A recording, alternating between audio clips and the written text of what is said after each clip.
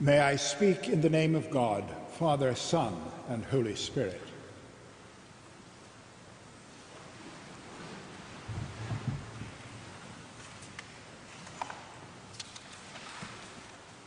There's something strange happening in the gospel that we just read. After Jesus raises Jairus' daughter, he strictly forbid anybody learning about what had happened. It would be peculiar if this was the only example of it, but right through the Gospel of Mark, that injunction is repeated again and again, some probably 15, 17 times. When a miracle takes place, Jesus says, don't tell anybody about it. And we see that, for example, with the leper being healed in the first chapter, Jairus' daughter, but repeatedly Jesus is saying, don't tell anybody. But surely the gospel is about telling people what Jesus does. So why does he say that? To understand, we have to put it into context.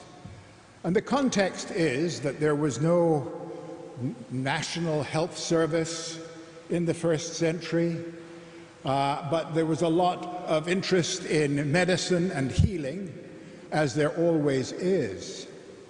There were therefore thousands and thousands of healers, professional healers, who moved around, healing some more effectively than others. Quite clearly, Jesus does not want to be seen as one of those healers. But if he doesn't want to be seen as a healer, if he wants to draw a distinction between what he is doing and what the others are doing, why does he heal at all? And if you read between the lines, it invariably comes from two things. First of all, Jesus is moved by compassion. We just heard that in the hymn. He is moved with compassion, and the sort of words that are used, it's either anger or deep distress at human suffering. And even though he doesn't want to be seen as a healer, he is unable to resist reaching out and touching. But he doesn't just want to heal. On every occasion, he is also looking for relationship. It's not a mechanistic healing. You are healed. No, it always is rooted in some kind of relationship that Christ is looking for. A personal interaction with someone. And you see it with the woman who touches his garment, and again he reaches out to her. Who touched me? He's looking for something that's above a mechanistic pill. He's looking to enter into a relationship. And in the case of Jairus' daughter, again, it's very personal.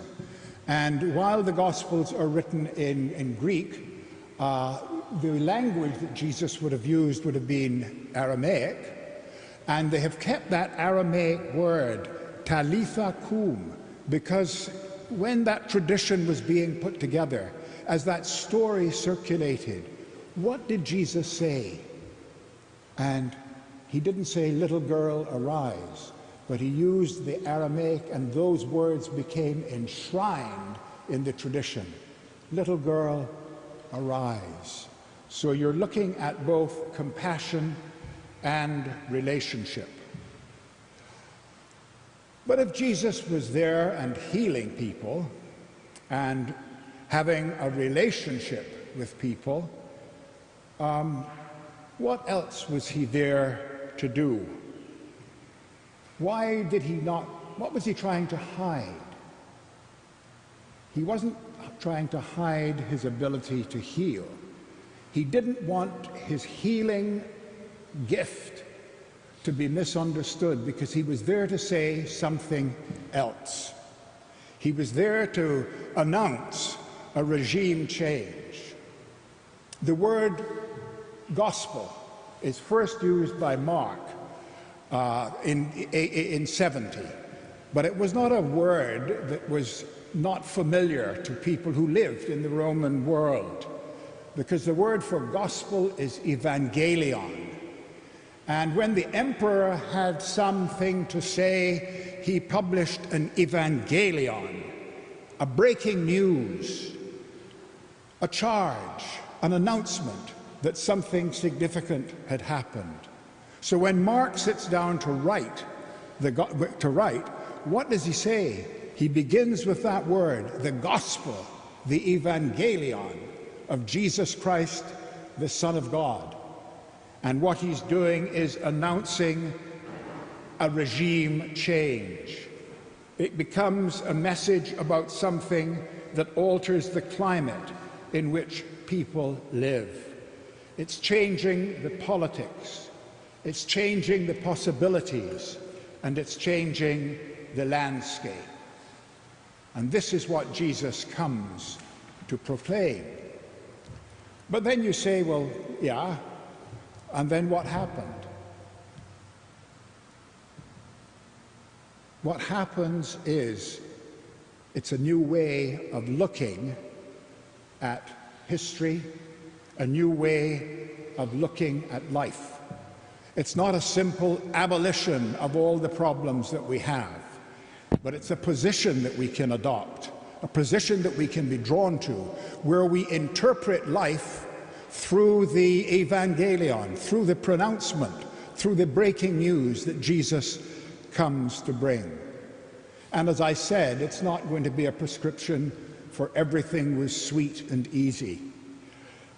Remember that when Mark is writing this gospel in about 70 AD, Jerusalem is about to be destroyed. After that, in another 100 years, there will be wars, the Romans will be kicked out. History will unfold. So it's not just a simple prescription.